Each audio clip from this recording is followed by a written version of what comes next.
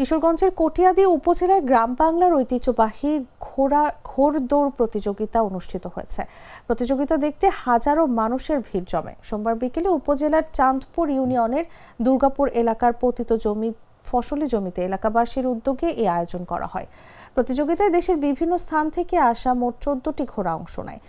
3টি বিভাগে বিভক্ত হয়ে ঘোড়াগুলো দৌড়ে অংশগ্রহণ করে। প্রতিযোগিতার 3টি বিভাগে প্রথম স্থান অধিকার করেন কটিয়াদী উপজেলার বনগ্রামের রবিন মিয়া, দ্বিতীয় স্থান অধিকার করেন গাজীপুর জেলার কাপাসিয়া উপজেলার কাউসার এবং তৃতীয় স্থান অধিকার করেন কটিয়াদী উপজেলার মানিকখালীর সোহাগ।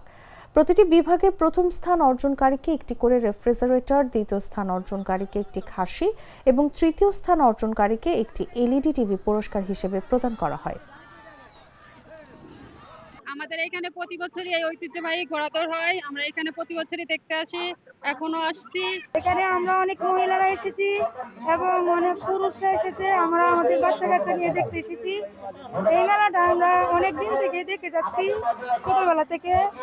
এখন আমরা সবাই আনন্দ উপভোগ করতেছি। গ্রাম বাংলার ঐতিহ্যবাহী ঘোড়াদৌড় অনেক দূর থেকে এসেছি এবং প্রতি বছর এখানে ঘোড়াদৌড় হয়।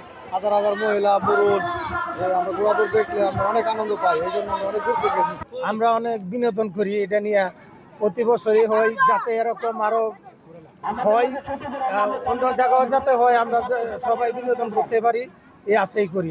অনেক আনন্দ লাগতেছে, আমরা তারে ভাবে না হাসি ঘোড়াদৌড় দেখতে, তো বলা বাংলা অনেক আনন্দ লাগারই কথা। বাচ্চারা নিয়ে আসছি, আরো ফ্যামিলিরা আসছে, অনেক তারা দেখতেছে। যেটা পশ্চিমা বিশ্বে খুবই আমি অনুভব করি। আমি গত কয়েক বছর আগে জার্মানিতে গিয়েছিলাম। জার্মানিতে ঘোড়ার উপরেই একটা স্টেডিয়াম আছে এবং ঘোড়ার উপর যে কত ধরনের কারুকার্য ওরা করতে পারে।